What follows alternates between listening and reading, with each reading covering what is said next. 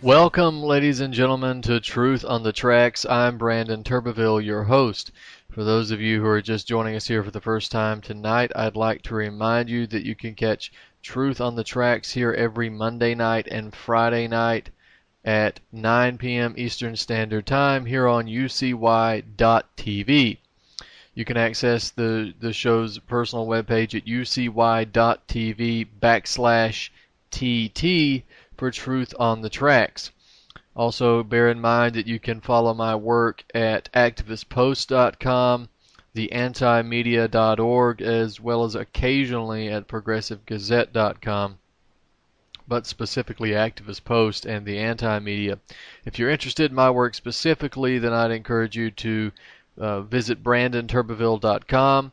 And that's the website where I repost all of my articles, all of my interviews, all of the archive versions of this show and other relevant information there. So please check that website out as well. I have 6 books out that are available on the website under the Books tab. You can also find the contact information and so forth there as well. So please make use of the website. Now, we are going to take a look at a variety of different things here, and we're going to jump around a lot tonight because there's a developing news in several different locations, and basically what I'm going to do is we're going to talk about some of the news and some of the issues that are cropping up, but we're also going to talk about a little more geopolitical geostrategy and history in terms of Zbigniew Brzezinski. It's important for people to understand exactly what is happening in Ukraine, not just the day-to-day stuff, and Syria again, not just the day-to-day stuff, but the geopolitical games that are taking place, as well as the larger agenda behind this. We can report on the day-to-day stuff as much as we want to, but unfortunately, in the end, just peddling what's happening now and what are they doing to us today kind of stuff is not going to cut it. We're going to have a deeper understanding so we can actually hit these things head on and do something about them. And we're going to talk about the again, as I said, we're going to go back and forth. So we're going to talk about Syria first, and we'll get on to some domestic information and back and forth again to the Ukrainian situation as Zbigniew Brzezinski. But first we need to look at Syria. Got an article up on Activist Post.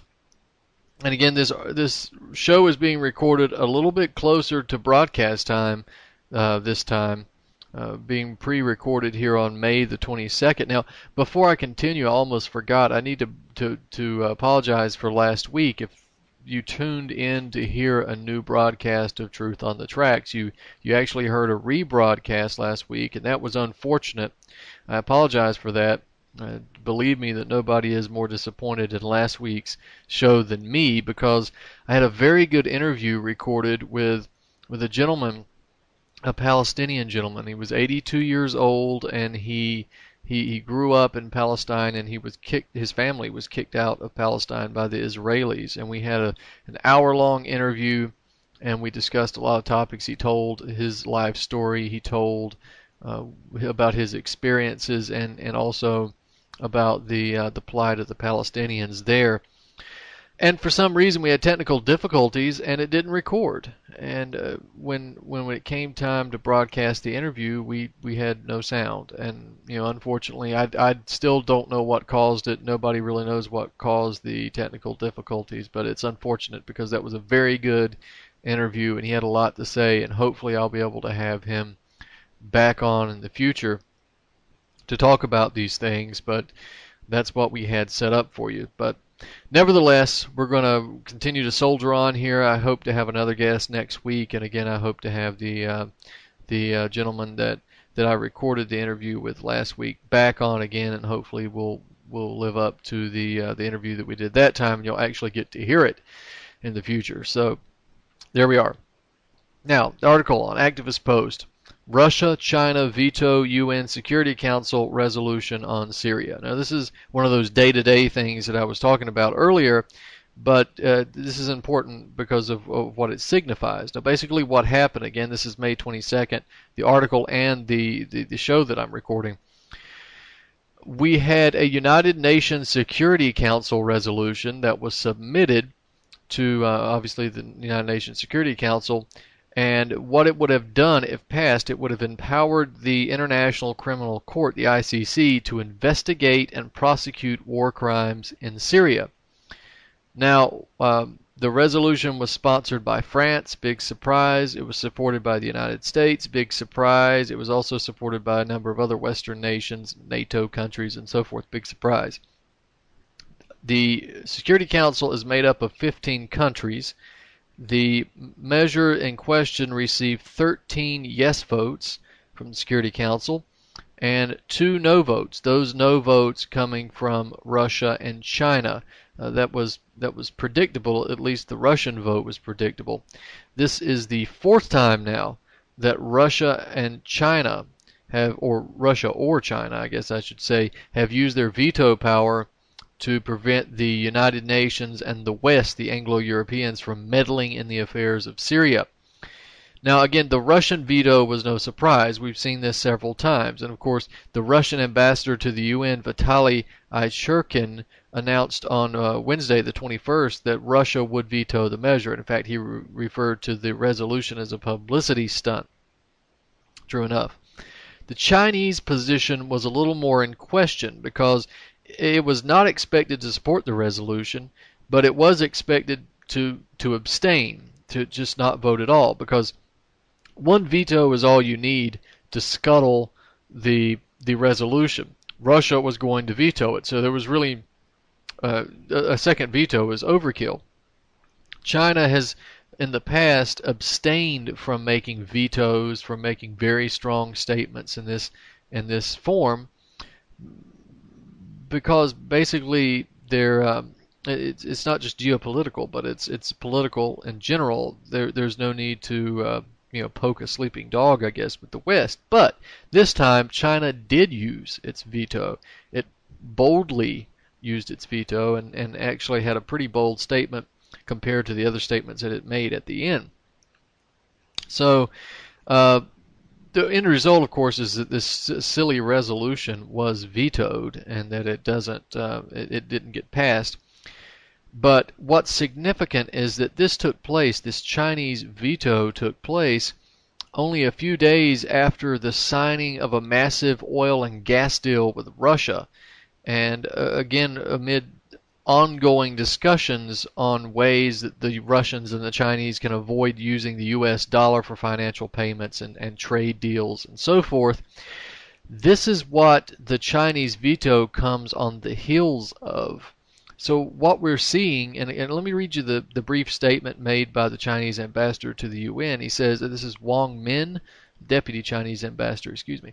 He says, quote, to forcibly refer to the situation of Syria to the ICC is neither conducive to building trust among all parties in Syria or to early resumption of negotiations in Geneva, end quote. Now that doesn't sound forceful, that actually sounds pretty tepid, but if you consider the Chinese position prior to this point, which is very tepid, it's almost neutral, and only making choices in this manner if being forced to. Well, this time they vetoed and they made a statement in this manner.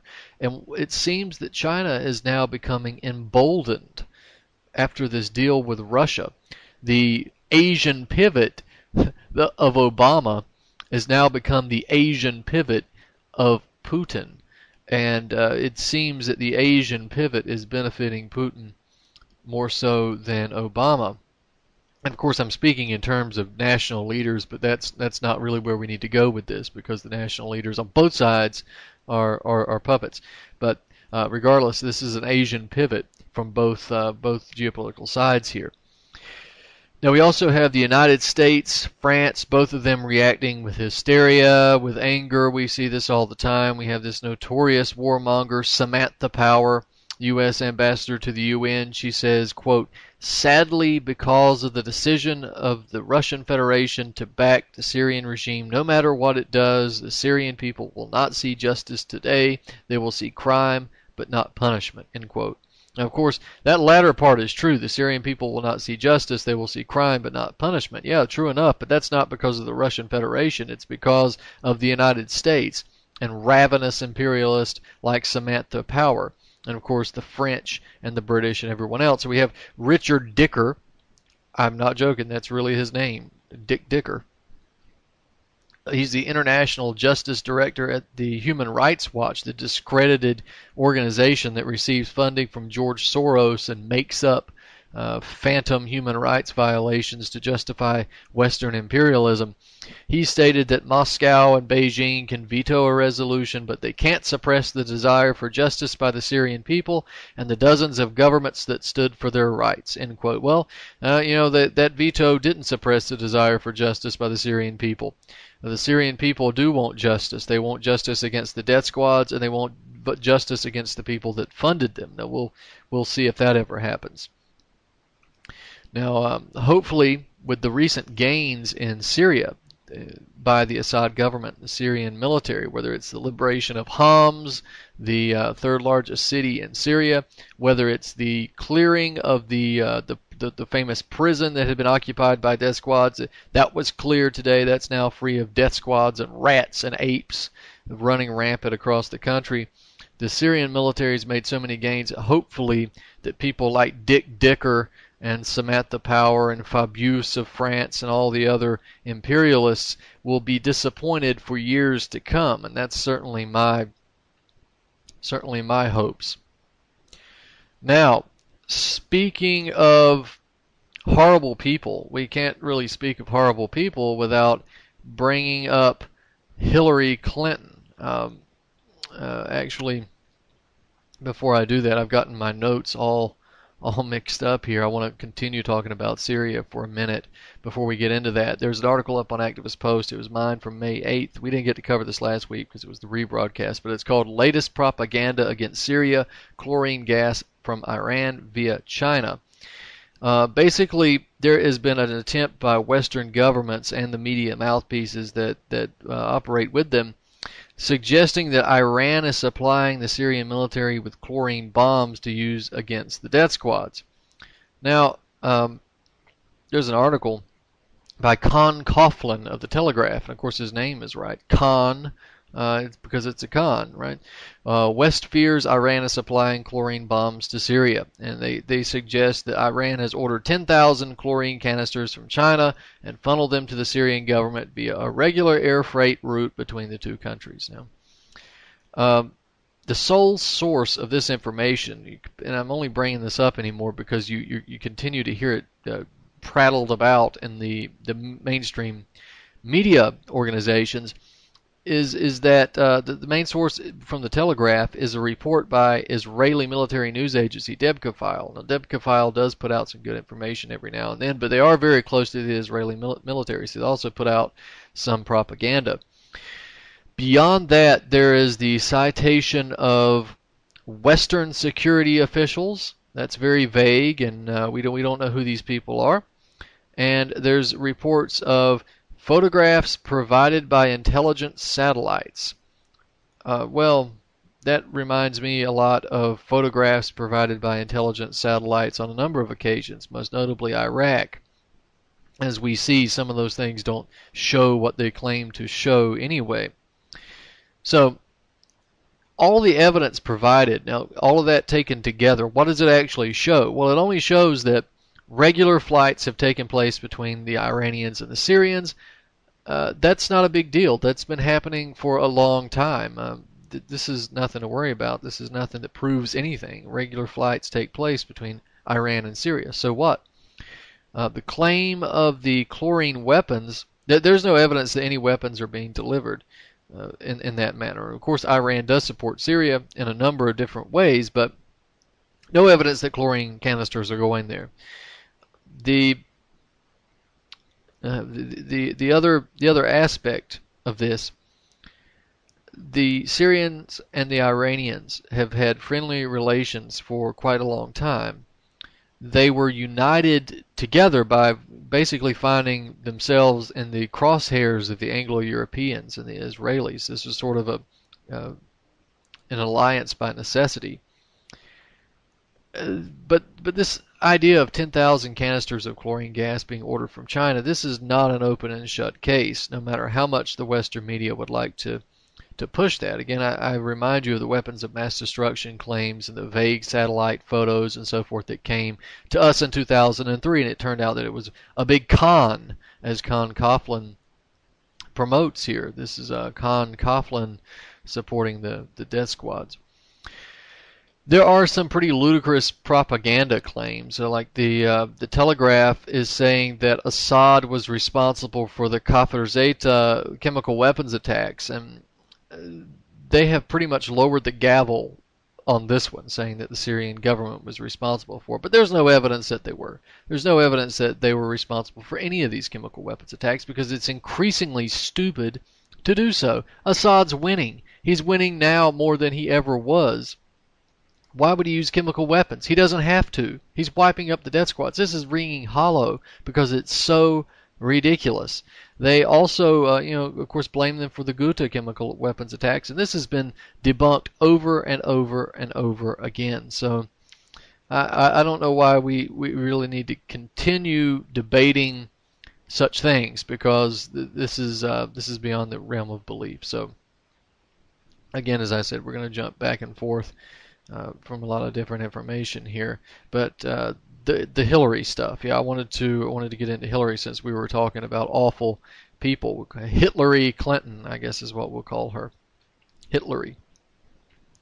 May 7th, article, Hillary Clinton calls to rein in gun culture. And of course, we know that Hillary's going to run for president in 2016. This is sort of the nightmare scenario where you get people like Hillary Clinton, John Kerry may run. We're also going to have people like Rand Paul and Jeb Bush. My God, this country is really in for it. 2016. Now, we had Hillary showing up at the annual conference for the National Council for Behavioral Health. She gave a speech there. She should have been seeking treatment there, but instead she was giving a speech, which says a lot about the honor and veracity of that organization. But of course, Hillary's been long known for assault on the Second Amendment, but she was asked about the mental health aspect of guns in a question and answer session. And this is what Hillary has to say. We really have got to get our arms around it because at the rate we are going to have so many people with guns everywhere, fully licensed, fully validated, end quote. Oh my God. People with guns everywhere, fully licensed, fully validated. Well, actually, Hillary, I agree with you. I don't think that people with guns should have them everywhere fully licensed because I think licensing guns is unconstitutional. I want people who can have guns. I do want them to have guns everywhere, and I want them to be fully legal, which means basically they bought them. They didn't steal them. If they didn't steal them, they're legal. So we can agree on that, Hillary. But everything else we don't agree on. So I guess we got to point out that with Hillary, she says we. Well, who is this we that Hillary speaks of? It's not we, the American people, the average person, the general public. No, it's we, the oligarchs, right? So I guess that a population with guns everywhere is quite the frightening prospect for Her Royal Highness. She wants a population that's been completely neutered and disarmed. Now, she also said, here's another quote, I think we've got to rein in what has become an almost article of faith that anybody can have a gun anywhere, anytime. I don't believe that this is in the best interest of the vast majority of people, end quote. No, it's not in her best interest.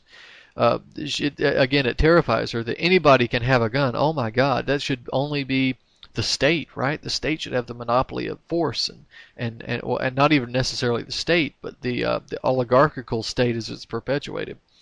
This is, let's see, scroll down. You can find this quote here. The American people, and this is not a quote, this is me, I'm just rambling on now. The American people are not endangered by the prospect that anybody can have access to a gun. That's their right. They're not endangered by their rights. It's the ruling class that Hillary Clinton emerged from, and it continues to be a part of, that has something to fear. Now here's the quote. I found it. We are living at a time when there is so much external stimulation and so much internal confusion in certain people. It would be a bad idea to let them go to bars with guns, let them go to schools with guns, let them go to church with guns, end quote. Wow, we can really delve into this statement here, right? She blames external stimulation and internal confusion. Well, you notice that she doesn't want to do anything about those things. Well, the external stimulation, I guess she would be talking about the violence on television, which there's nothing going to be done about that. Maybe the violence that's being done all across the world has perpetuated by her evil husband and her disgusting self, and the governments that she's been a part of, and the banks and so forth that she works in concert with. That external stimulation, is that what she's talking about? The internal confusion, maybe the horrible economy, again, that her disgusting husband left for us with his signing of NAFTA. Maybe that has something to do with why people are irritated, Hitlery. Maybe the fact that they're living in poverty in the shell of a once great nation because of people like you, and you specifically. Maybe that's why they're irritated. But keep in mind here, she's saying there's so much internal confusion in certain people.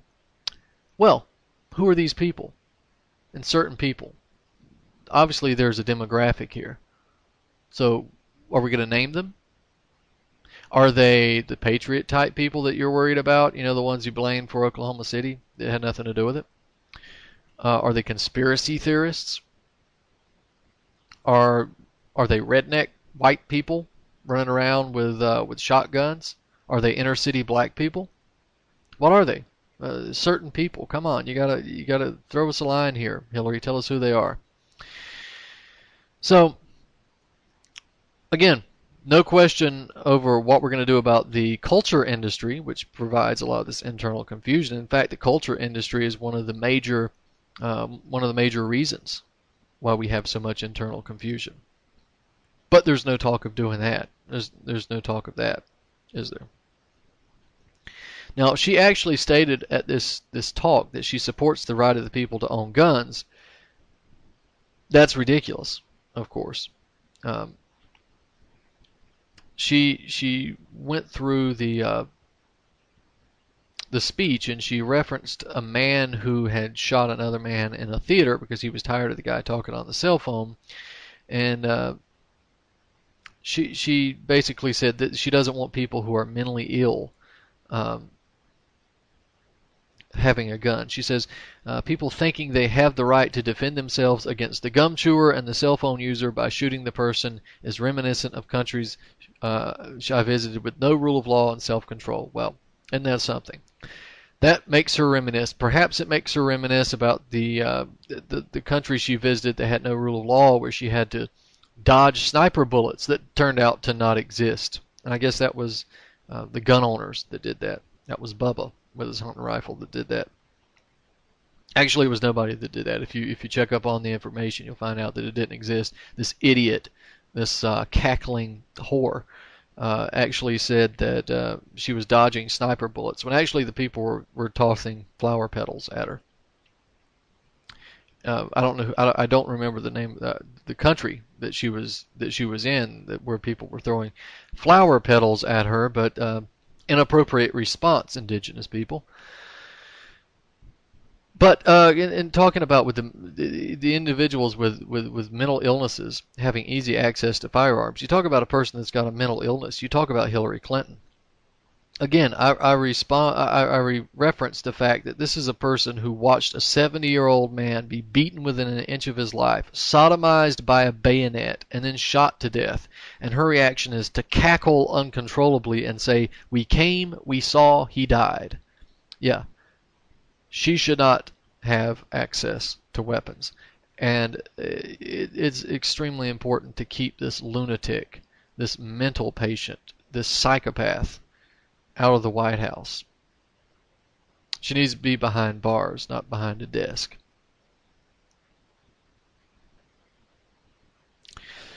Now, we're going to talk about the geopolitical spectrum of things when we get back. So, ladies and gentlemen, stick with us. We're going to talk about Ukraine. We're going to talk about the Asian pivot.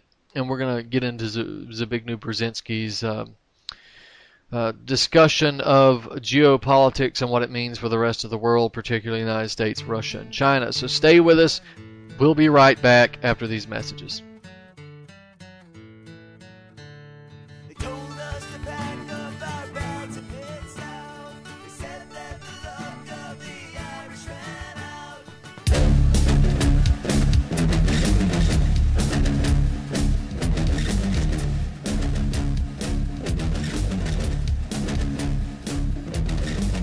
Zbigniew Brzezinski was counselor for strategic and international studies, professor of American foreign policy at Johns Hopkins, national security advisor to President Jimmy Carter, trustee and founder of the Trilateral Commission, member of the Council on Foreign Relations, international advisor to several major corporations, associate of Henry Kissinger, also worked for Ronald Reagan in intelligence capacities. Co-chairman of the Bush National Security Advisory Task Force in 1988. What a guy. Z-Big. Now, if you want to get really, really, really, really angry, go buy this book. It's called The Grand Chessboard: American Primacy and Its Geostrategic Objectives, written by Zbigniew Brzezinski in 1997. Page XII, it's the very first words in the book. The last decades of the 20th century has witnessed a tectonic shift in world affairs. For the first time ever, a non-Eurasian power has emerged not only as a key arbiter of Eurasian power relations, but also as the world's paramount power. The defeat and collapse of the Soviet Union was the final step in the rapid ascendance of a Western Hemisphere power, the United States as the sole and indeed the first truly global superpower.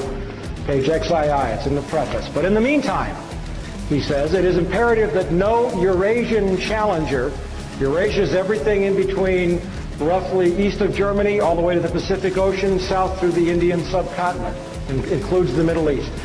It's imperative that no Eurasian challenger, by that he means Russia or China, emerges capable of dominating Eurasia and thus of also challenging America. The formulation of a comprehensive and integrated Eurasian geostrategy is therefore the purpose of this book, Geostrategy, Eurasia. The attitude of the American public toward the external projection of American power has been much more ambivalent. The public supported America's engagement in World War II largely because of the shock effect of the Japanese attack on Pearl Harbor. Gets worse. For America, the chief geopolitical prize is Eurasia.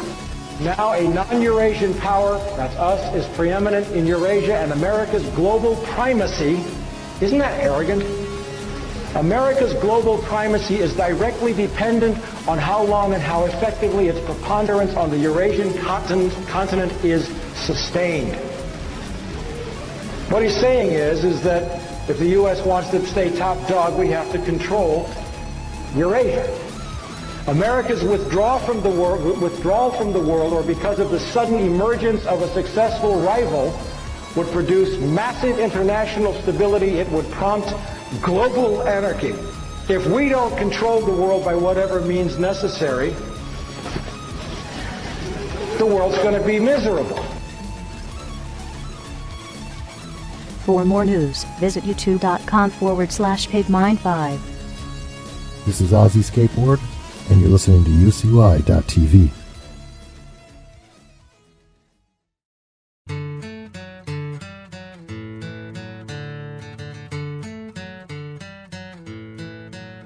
Welcome back, ladies and gentlemen, to Truth on the Tracks. I'm Brandon Turbeville, your host. And if you're just joining us tonight for the first time, I'd like to remind you that you can catch Truth on the Tracks here every Monday night and Friday night at 9 p.m. Eastern Standard Time. You're on UCY.tv. Also reminding you to check BrandonTurbeville.com for all the articles, interviews, YouTube videos, archive versions of this show, books, all the relevant information there at BrandonTurbeville.com. Now we're going to talk about the geopolitical situation here in this last segment. One thing that's not being talked about too much in the mainstream media is the fact that the U.S. military is now sending personnel to Chad in Africa.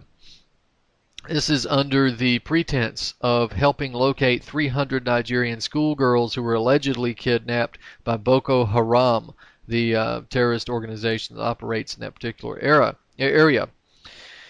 So the White House states, quote, these personnel will support the operation of intelligence, surveillance, and reconnaissance aircraft for missions over northern Nigeria and the surrounding area. We also have Lieutenant Colonel Miles Kaggans, Pentagon spokesman, explaining that the military team will be composed mostly of Air Force personnel. And there's also going to be a team that supports those Air Force personnel that basically protecting them, acting as an armed security force for them. But the Air Force personnel will be operating unmanned, unarmed drones. Yeah, allegedly for surveillance, right? Because they're unmanned, unarmed. But Obama states that the team will remain in Chad as long as their presence is necessary. But the particular type of ground team that's being deployed to Chad suggests to a lot of analysts that the U.S. plans to fly Predator drones, not just the Global Hawk surveillance drones, but the Predators. Justin Fischel of Fox News wrote that Global Hawk has a longer range, but Predator drones require a support team nearby in order to operate them effectively. And of course, they're going to have that support team. USA Today reported that the Global Hawk drone will be used, but also the MC-12 Liberty reconnaissance plane is going to be used as well. Now, Chad, of course, is a member of the United Nations Security Council. Go figure. I guess rotating membership. Not sure, though. But the Chad is located, it shares a small border, but a border nonetheless with Nigeria. This is the country where these schoolgirls were allegedly kidnapped. And, of course, it's also the country that's oil-rich and mineral-rich. So this is sort of a positioning in my estimation here. Remember, U.S. troops have also been deployed in Uganda under this phony Joseph Kony propaganda push that was supported by a bunch of these discredited human rights organizations and so forth. And it got troops put in Uganda with the left liberals cheering all the way to protect the innocent people, responsibility to protect. So again, as I mentioned on many different occasions, the left is only against the war when a Republican perpetuates it. The same way as the Republicans, well, at least they're consistent. They're never against war. But enough of that. We're going to talk about the Asian pivot in a second, since I mentioned that earlier in terms of Putin and his Asian pivot with the recent gas deal with China, which, by the way, has a lot of implications for the U.S. dollar. If they get off of the U.S. dollar, if they start using the BRICS Bank, then you're talking about implications for the United States, which are absolutely, devastating in terms of economic repercussions. So, if you want to understand, though, the Asian pivot, I'd recommend that you go to my website or you go to Activist Post, where it was originally published, and find the article, The Asian Pivot and the Revolving Empire, How Americans' Asian Strategy Spells Potential Disasters. We'll try to go through some of that. So we've got the obvious decline of the United States, and we also have an obvious rise of China. China being rising up as both an economic power and a military power, but a world power nonetheless.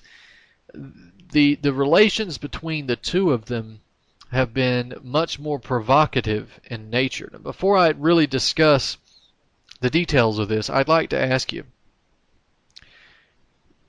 if you think that the United States and China are really and truly competing against one another, if we're really enemies. Why in God's name would we be so inextricably linked? Why would the United States government, any administration, give away nuclear secrets, send away so many jobs to China, allow China to own so much foreign debt, and why would China put itself on the hook with the American economy in terms of debt and finance? Why would we link ourselves so inextricably to China? And why would they do that vice versa to us if we were truly enemies? We wouldn't. The truth is, this is basically the acting out of a script. This is the playing out of a script that was written a long time ago. It's designed this way. This confrontation will ultimately, and I'm not going to give it a timetable here, I'm not making predictions, but based on the research and the information, this confrontation will be not only military but economic, and it's designed to be destructive in all of those ways. You'll see as we go through this that not even a complete idiot could be responsible for sending so many military and economic assets to a foreign country that's supposedly your enemy. Not even an idiot would do that. But yet it's been done, and that should tell you that this is just basically theater. But you got to understand what's happening in the theater, and then you can understand the playwrights and so forth. You could do it the other way, I suppose, but unfortunately most people don't even understand that what happened in Ukraine was a color revolution that the West instigated. This is how far we've gone, and we've got to come back. But I guess what we need to do here is just jump into this Asian pivot situation to get people to understand what this is. Now, it's been said in the media, the Asian pivot, and it's of the Obama administration. Of course, this is just the administration that's up there to do it right now. But it's basically referring to an increased focus on Asia, on that part of the world. And we have a volatile situation in Asia, particularly when you have not only just the growth of China and its economic expansion across the world, but the Japanese antipathy that's held toward China, the controversies and tension that's happening there.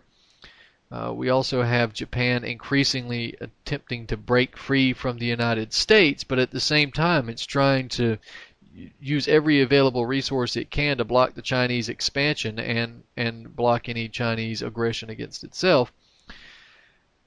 There's a traditionally tense relationship between China and Japan, but the recent statement by Obama regarding that the United States supports Japan's claim to the Senkaku Islands, and I think it's the Chinese refer to it as Daiwa, I believe, but Senkaku is Japanese term, and that the United States would be bound to defend Japan if the conflict took a military form. So if China lays claim to those islands and they put military forces, that Japan considers it an aggression and they respond, and there becomes an all-out war between Japan and China, then the United States is now obligated to go to war with China based on Obama's statement.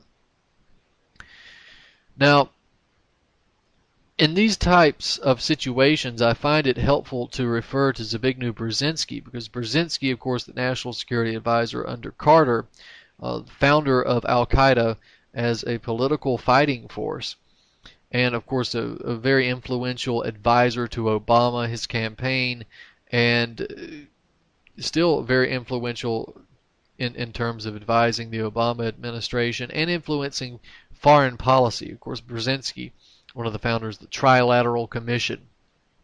So this guy's a powerful insider, and he's still working, even though he's very old. He's still working very hard. Now, I like to take a look at what Brzezinski has to say about this situation, because again, Obama's administration tends to follow the more Brzezinski-related roadmap, whereas the Bush administration tended to follow the more neocon-based roadmap. So let's look at Brzezinski. In the book The Grand Chessboard, American Primacy and Its Geostrategic Imperatives. And this is what this is where a lot of this information in terms of geopolitics is divulged here by Brzezinski. Remember, Brzezinski, I'll read you the quote here. He says, this book was written in 1997. America is too democratic at home to be autocratic abroad. This limits the use of America's power, especially its capacity for military intimidation. Never before has a populist democracy attained international supremacy, but the pursuit of power is not a goal that commands popular passion, except in conditions of a sudden threat or challenge to the public sense of domestic well-being, end quote. Now again, that was written in 1997, and just a few years later, about 4 years later, they got that sense of domestic well-being. They got that sense of, they got that sudden threat or challenge to their sense of domestic well-being in 9/11, and then we had the disasters that followed and continue to follow as a result.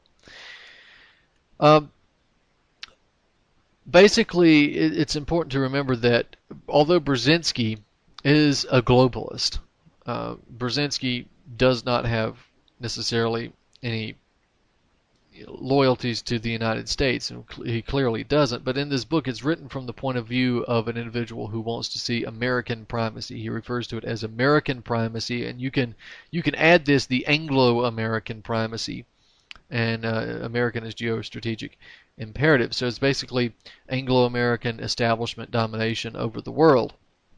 But of course, we know the Anglo-American establishment is actually itself something bigger, and it's a network of banks, corporations, government, secret societies, and so forth that are looking to create one global society. So bear that in mind. But let's look at what Brzezinski says in terms of the Asian pivot. And I don't even know if we're going to get to this whole thing, but we got to try. Brzezinski discusses the China-Japan controversy and the geopolitical goals of the U.S.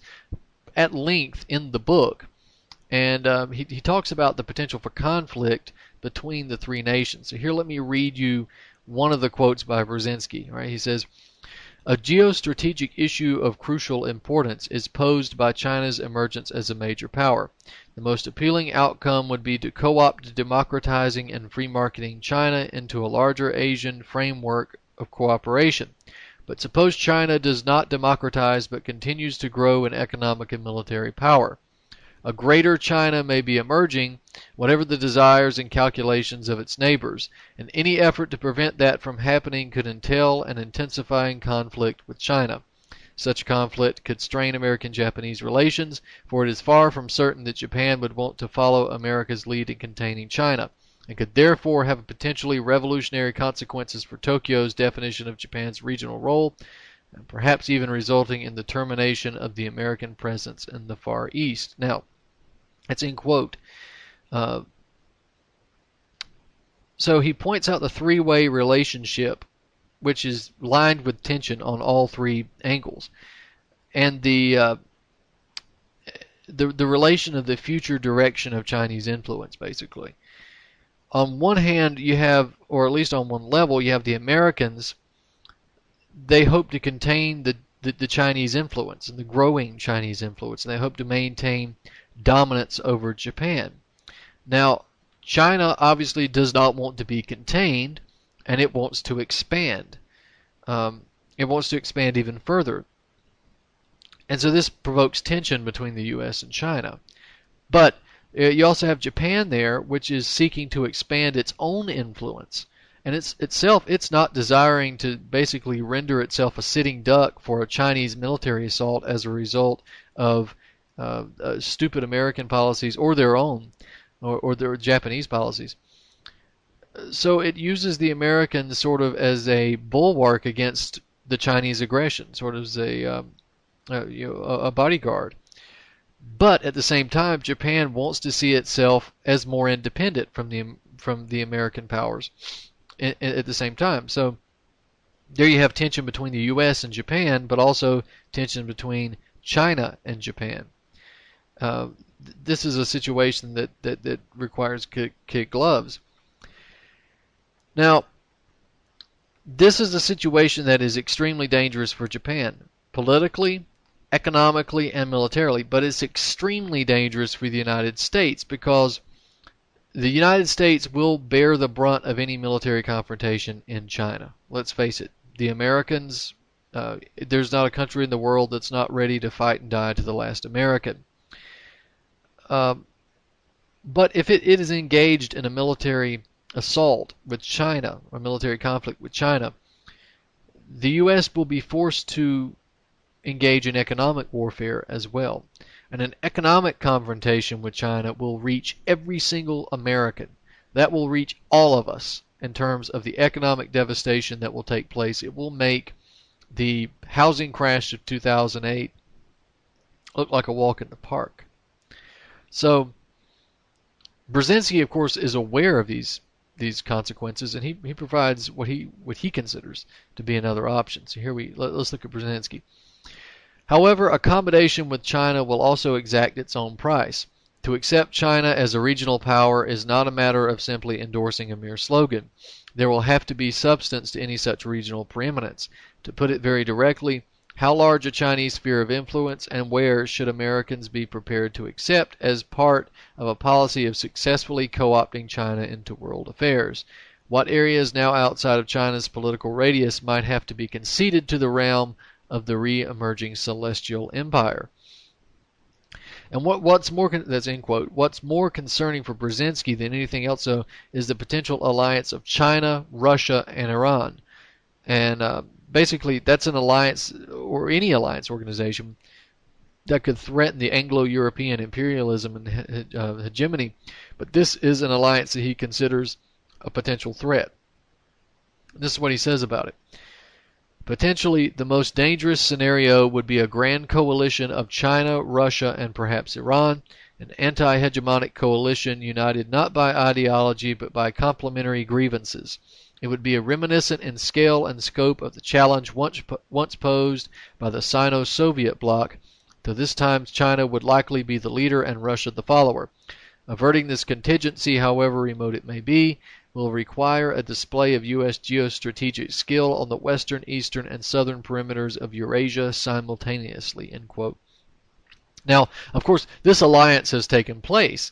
Notice that Brzezinski knows that this is the most dangerous form of alliance, and that it's a possibility, and of course it occurs. Now, one could chalk that up to very good analysis on Brzezinski's part, but again, Brzezinski's an insider, so Brzezinski has inside information on what's to come, the shape of things to come. Now, this alliance has, as I said, largely taken place, the Russia-China-Iran alliance. The Russians and Iranians have interest in Syria. The Chinese have economic interest in the region as well, as long as with Iran. And so we have the Russian-China-Iran axis becoming more and more a powerful reality. And this is largely developed as a result of the Anglo-Americans' imperialism.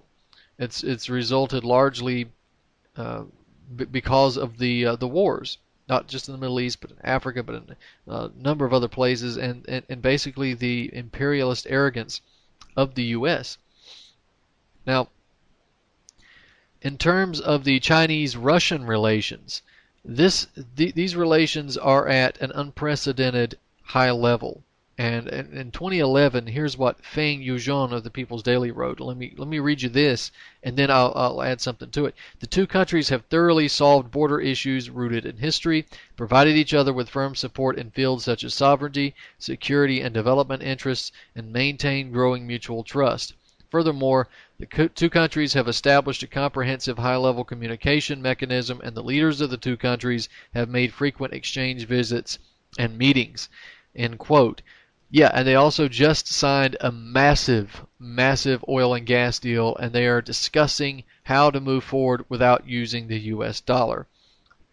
That's exactly right, that their relations are at an unprecedented high level. Now, well, in Brzezinski's book, it's important to point out that he says that China will take the lead. Right now, it seems that Russia is taking the political lead, but it's also been stated that China will take over as the world policeman after the United States runs itself out of steam, and they're very quickly on their way to doing that.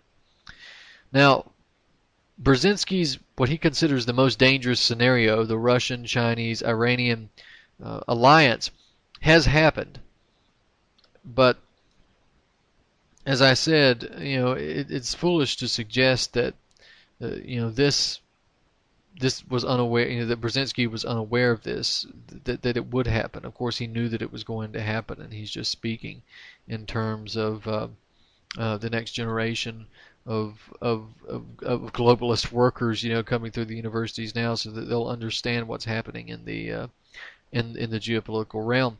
Now, I've quoted many times Webster Tarpley's book, Obama: The Postmodern Coup, and this is what Tarpley has to say about Brzezinski, and I think this is important. I'm reading a lot of quotes tonight, but I think this is important. He says, "The entire crew, the Brzezinski family apparatus, is made up of petty Polish aristocrats, notable mainly for their fanatical, consuming hatred of Russia and Russians. The family project is to hitch the remaining military power of the United States to their monomania of hatred. If they are allowed to succeed, the bloody excesses of the neocons in the Middle East will seem like the schoolyard games by comparison, since the Brzezinski gang wants to court all-out confrontation with a first-class thermonuclear power that is moving well ahead of the U.S. in certain crucial types of strategic weaponry. The now infamous neocons have been careful to pick on powers with little or no strategic retaliatory potential. Brzezinski lacks this faculty of discrimination. This is the reality behind the messianic edification and utopian platitudes dished up by Obama. Under an Obama administration, Americans will risk getting a reminder of what real war looks like, and they may discover that it is a two-way street." End quote. So I think that explains pretty well the Brzezinski method. And when you look at the Asian pivot, you see a potential for a massive confrontation, but you also see that in Ukraine, the Eurasia of what Brzezinski talks about. And of course, he talks about Ukraine at length as well. So maybe we'll go into this. And again, if you want to understand this aspect, then I'd suggest you go to my website, brandonturbeville.com, and activistpost.com, or you could just Google Ukraine and its position on Brzezinski's grand chessboard. That's one of my articles where I discuss Brzezinski's opinion on Ukraine as well. So we also have the potential for a massive conflict to take place in Ukraine. So grand chessboard yet again. Brzezinski is discussing the Ukrainian situation in 1997, and he discusses the geopolitical back and forth between the U.S. and Russia, as well as the delineations that these three countries, the United States, Russia, and Ukraine, fall under when attempting to analyze the geostrategic imperatives of the two major powers. So he's got a section in the book called Geopolitical Players and Geostrategic Pivots, and basically he describes the major geopolitical players as nations that are too weak to act as anything other than pawns of the nations that seek to dominate them, basically. And we have Brzezinski defining these roles. All right, we have Brzezinski, this is his quote from the Grand Chessboard. He's talking about active strategic players. And he says, active strategic players are the states that have the capacity and the national will to exercise power or influence beyond their borders in order to alter, to a degree that affects America's interests, the existing political state of affairs. They have the potential and or the predisposition to be geopolitically volatile. For whatever reason, the quest for national grandeur, ideological fulfillment, religious messianism, or economic aggrandizement, some states do seek to attain regional domination or global standing. They thus take careful stock of America's power, determine the extent to which their interests overlap or collide with America, and shape their own more limited Eurasian objectives, sometimes in collusion but sometimes in conflict with America's policies. To the Eurasian states so driven, the United States must pay special attention. And on to the geopolitical pivots. This is what he calls the pivots. Geopolitical pivots are the states whose importance is derived not from their power and motivation, but rather from their sensitive location and from the consequences of their potentially vulnerable condition for the behavior of geostrategic players. Most often, geopolitical pivots are determined by their geography, which in some cases gives them a special role either in defining access to important areas or in denying resources to a significant player. In some cases, a geopolitical pivot may act as a defensive shield for a vital state or even a region. Sometimes the very existence of a geopolitical pivot can be said to have very significant political and cultural consequences for a more active neighboring geostrategic player. The identification of the post-Cold War key Eurasian geopolitical pivots and protecting them is thus also a crucial aspect of America's global geostrategy. So in other words, active geostrategic players are the major countries that seek to dominate other countries and act out imperialist ideas, geopolitical ideas. Geopolitical pivots are the victims. They're the countries that are important in terms of their geography, their relevance, their mineral wealth, or their just simple position on another country's borders, etc. They're the victims. So this is what Brzezinski says. He says, although geostrategic players tend to be important and powerful countries, not all important and powerful countries are automatically geostrategic players. So he breaks them down into breaks the world down into 5 countries that he considers geostrategic players and 5 that he considers geopolitical pivots. And actually, you can consider the geostrategic players list as being 6 because he obviously counts the United States. But the counterparts to the United States would be Russia, China, India, Germany, and France. Now, he doesn't consider Great Britain, the United Kingdom, and Japan or Indonesia as geostrategic players. And of course, Indonesia, that's correct, not a geostrategic player. Japan, again, correct, probably not. It's still in the minor leagues right now, but the UK, a lot of people may be surprised by that. Well, that's because Brzezinski knows that the UK and the United States are one and the same. They are the Anglo-American establishment. So what the United States does, Britain does also. Now he has the 5 major geopolitical pivots, and he calls them Azerbaijan, South Korea, Turkey, Iran, and Ukraine. So since we're focused on Ukraine, let's take a look at what he says about Ukraine. He says, Ukraine, a new and important space on the Eurasian chessboard, is a geopolitical pivot because its very existence as an independent country helps to transform Russia. Without Ukraine, Russia ceases to be a Eurasian empire. Russia without Ukraine can still strive for imperial status, but it would then become a predominantly Asian imperial state, more likely to be drawn into debilitating conflicts with aroused Central Asians, who would then be resentful of the loss of their recent independence and would be supported by their fellow Islamic states to the south. So he continues in another section. He says, without Ukraine, as already noted, an imperial restoration for Russia based either on the CIS, which is the Commonwealth of Independent States, or on Eurasianism was not a viable option. An empire without Ukraine would eventually mean a Russia that would become more Asianized and more remote from Europe. So I wish we could continue to talk about this Ukrainian situation in the context of Brzezinski's grand chessboard, but I'd encourage you to check those articles out. I have several of them up there regarding Brzezinski's plans on the geopolitical map, on whether it's the Asian pivot with China, Japan, whether it's in the Ukraine, or whether it's on the involved with the relations between the United States and Russia and the European Union, which again should be up there soon. So please keep checking BrandonTurbeville.com for that. So with that, ladies and gentlemen, I'd like to remind you again every week, Monday night and Friday night at 9 p.m. Eastern Standard Time, UCY.TV.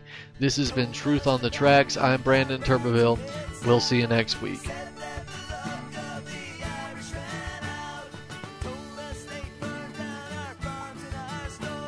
For more news, visit youtube.com/pigmind5. This is Ozzy Skateboard, and you're listening to UCY.TV.